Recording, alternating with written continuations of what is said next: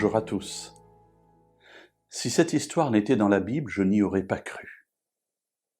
Nous nous trouvons à l'époque des juges, juste après la mort de Josué. Il y a là toute une période qu'on va appeler la période des juges, c'est-à-dire des personnes qui vont conduire Israël dans cette conquête de la terre promise et dans l'établissement de ce peuple d'Israël dans ces différents villages et villes qui composent le territoire d'Israël. Période de troubles, période d'opposition, période d'incursion des Philistins, notamment dans le territoire d'Israël. Et voilà qu'un jour, il y a une bataille, non pas des Philistins, mais avec les Madianites, et un homme est appelé, Gédéon, pour devenir le libérateur d'Israël. Alors, Dieu lui dit, tu vas aller battre les Madianites. Et Gédéon rassemble autour de lui une grande armée. Le nombre fait la force. Le nombre a toujours fait la force, encore plus à cette époque où, évidemment, nous n'avions pas les armes modernes qui font qu'on peut appuyer sur un bouton et tuer des 10 000 personnes à un autre bout de la terre. Non, à l'époque, il fallait vraiment être l'un contre l'autre. C'était des batailles au corps à corps, quelque chose de terrible. Et plus on était nombreux, plus on avait de chances de vaincre. Le chapitre 7 du livre des Juges, au verset 2, nous dit que Dieu s'adresse à Gédéon et lui dit « Le peuple que tu as avec toi est trop nombreux pour que je livre Madian entre tes mains. Israël pourrait en tirer gloire contre moi et dire « C'est ma main qui m'a sauvé. » Tu as trop de gens, trop d'armées, armées trop nombreuses. Renvoie ceux qui sont craintifs et tremblants. Imaginez un général qui dit à son armée, écoutez, parmi vous, là, ceux qui ont peur, qui sont tremblants, rentrez chez vous.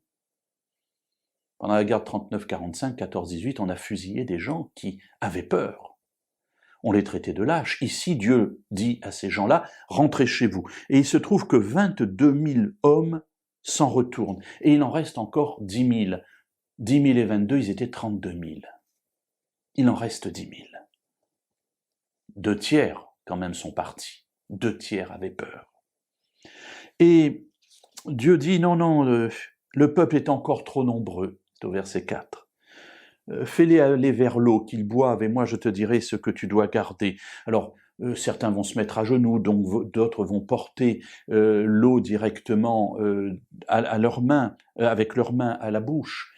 Et au travers de cela, Dieu va dire, écoute, maintenant tu sépares tous ces gens-là.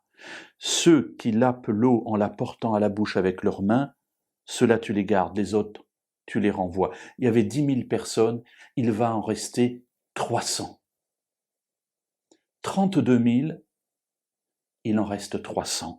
Et Dieu dit, c'est par ces 300 hommes qui ont la paix que je vous sauverai de la main de Madian.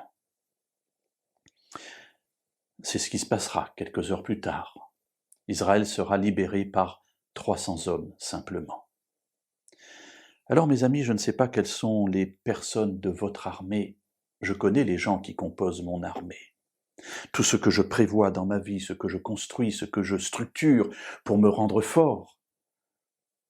Dans ce passage, Dieu me dit très souvent, ceux qui sont avec toi sont trop nombreux. Et en fait, ce nombre-là va être ta faiblesse. Le seul dont tu as besoin qu'il compose ton armée, c'est moi. Et moi, je t'indiquerai ceux avec qui tu dois aller. Alors mes amis, faisons confiance à Dieu. Lui a toutes les solutions pour nos combats. Essayons d'être à son écoute, de discerner sa voix, pour savoir vers qui l'Éternel nous tourne, pour que nous les prenions avec nous dans notre combat de la vie.